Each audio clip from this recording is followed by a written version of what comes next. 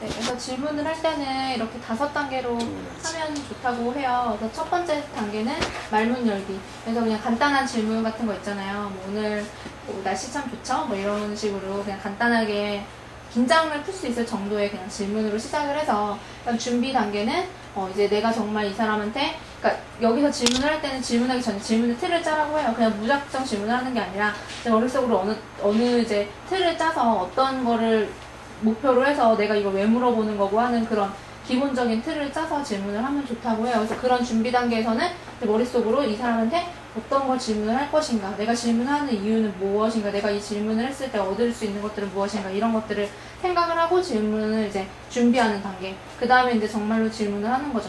질문을 할 때는 최대한 그 사람의 정말 말뿐만이 아니라 태도나 이런 조그만한 제스처나 이런 것까지 같이 보려고 노력을 하면 되게 좋대요. 그래서 네 번째 단계는 마음의 말도 듣는 귀. 이거는 이제 정말 그 사람의 마음까지도 다 알려고 최대한 경청을 하라는 거예요. 그래서 왜 우리는 이제 잠깐만 얘기를 해봐도 이 사람이 내 얘기에 집중하고 있다, 아니다라는 걸 바로바로 우리는 캐치한대요. 우리 사람 인간 모두가 다.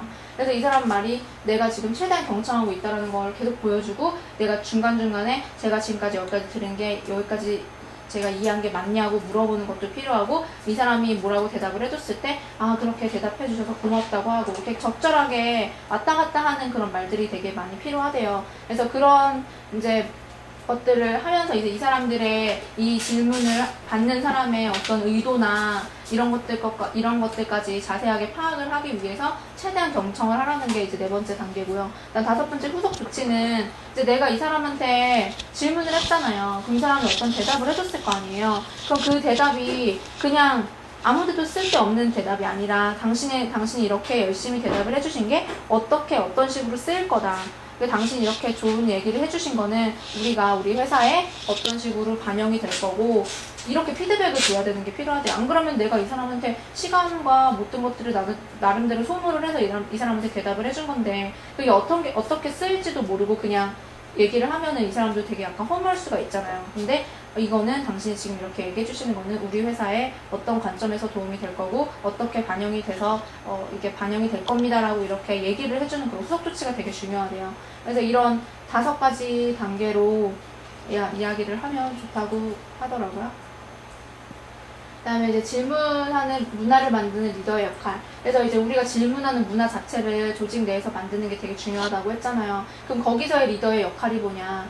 그 첫 번째는 위에서부터 시작을 해라. 그러니까 최대한 정말 고위 관리직부터 질문하는 문화를 갖고, 그 아랫 사람들이라 말하는 거 좀 그렇죠. 어쨌든 팀원들이 정말 적극적으로 아랫사람이라고 해서 질문을 못하고 윗사람이라고 해서 더 질문을 강하게 할 수 있는 그런 권한을 주는 게 아니라, 정말 윗사람이라고 해도 정말 소탈하게 이 사람들이 원하는 거나 이런 것들을 경청할 준비가 되어 있고 항상 들으려고 노력을 하고, 그래서 윗사람들부터 솔선수범 보여서 질문하는 문화를 장려하는 게 되게 중요하대요. 그 다음에 이제 지속적으로 질문하는 분위기를 만들어라. 그래서 맨날 정말 그냥 잠깐 하는 게 아니라 항상 회의 시간이며 무슨 시간이며 항상 모이는 시간이면 항상 질문하는 문화를 만들래요. 그리고 조직의 가치와 절차를 질문으로 걸러라. 그러니까 이거는 뭐냐면, 이제 우리 회사의 비전이나 어떤 목표나 그런 것들이 있을 거 아니에요. 우리가 중요시 생각하는 가치라던가 이런 거 있을 거 아니에요. 그러니까 이게 근데 사람마다 다를 수가 있어요. 근데 사람마다 다른 것들을 조율해 나가고 좀 걸러내서 결국에는 하나의 무언가로 통일시키는 게 되게 중요하잖아요. 통일시킨다기보다는 걸러내는 필터링이 되게 중요하잖아요. 근데 그거를 질문을 통해서 이 사람이 중요시하는 게 뭔지, 가치롭게 생각하는 게 뭔지, 정말 목표는 뭔지, 이 사람이 원하는 게 뭔지, 이런 것들을 들음으로써 필터링을 하는 게 되게 중요하다고 이야기를 하더라고요. 그리고 또 모든 비즈니스 활동에 질문을 포함시켜서 질문할 기회를 최대한 많이 만들어라. 그러니까 모든 비즈니스 활동이라고 하면 뭐 회의라던가 어떤 프레젠테이션 하는, 우리같이 이런 스터디하는 장소라던가 모든 장소에서 질문할 기회를 최대한 많이 만들라고 하더라고요. 그리고 보상하고 칭찬하라. 모험을 장려하고 실수를 용납을 해라. 그러니까 혹시라도 실수를 할 수 있잖아요. 용기 있게 질문을 했는데 그 질문이 가끔은 좀 실수로 이어질 수도 있을 거 아니에요. 근데 그런 것들을 너무 뭐라고 하거나 그러지 말고, 어쨌든 그 사람도 노력을 한 거잖아요. 질문을 하려고. 그래서 그 사람의 그런 실수 자체를 좀 받아주려고 노력을 하래요. 그리고 항상 보상을 해주고 칭찬을 해주고. 능숙하게 질문할 수 있는 훈련을 제공을 해라. 그래서 훈련을 하라는 거는 정말 질문을 최대한 많이 그 사람들이 실제적으로 많이 할 수 있게 도와주라는 거고요. 성찰을 이끌어내는 질문들이 이제 몇 가지가 있어요. 성찰을 제가 이걸 넣은 거는 진짜로 읽으면서 되게 좋다고 느꼈어요. 성찰을 정말 하게 만드는 질문들인 것 같아서. 그러니까 리더라고 하면 어떻게 하면 당신의 학습이 극대화될 수 있을까요?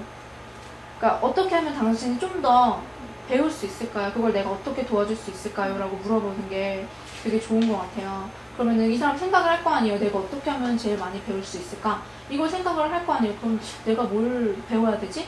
이런 생각을 하면은 정말 성찰의 기회가 있는 것 같아요.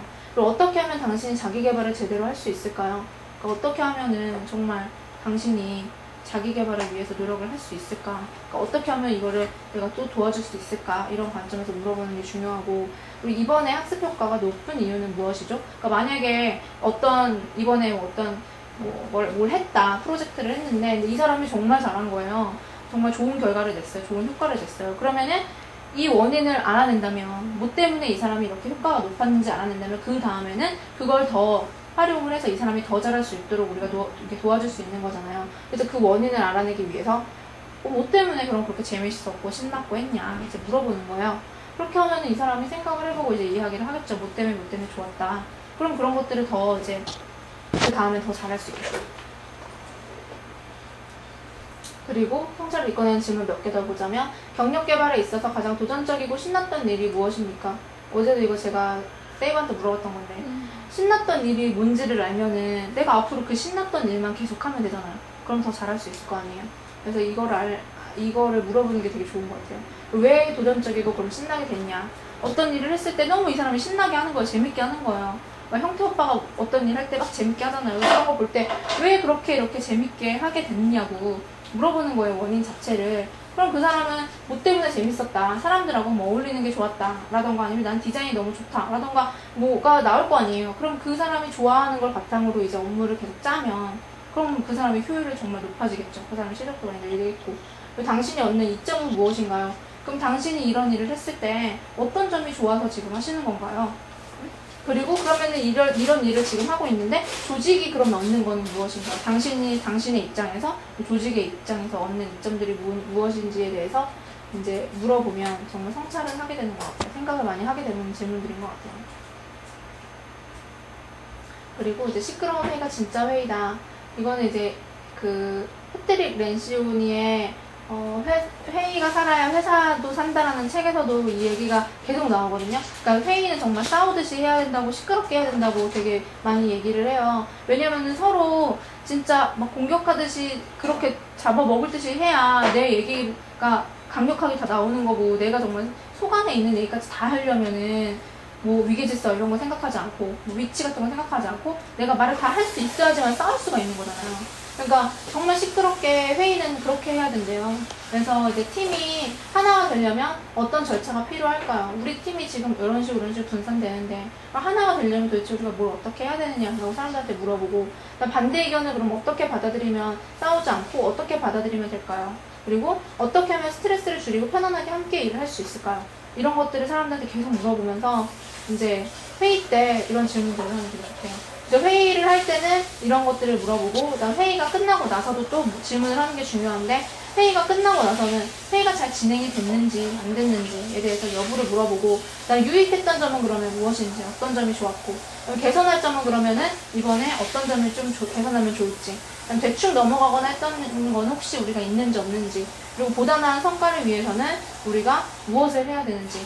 그래서 이런 것들을 이제 회의가 끝나고 나서도 정말 한번 짚어보고 넘어가면 참 좋다고 얘기를 하더라고요.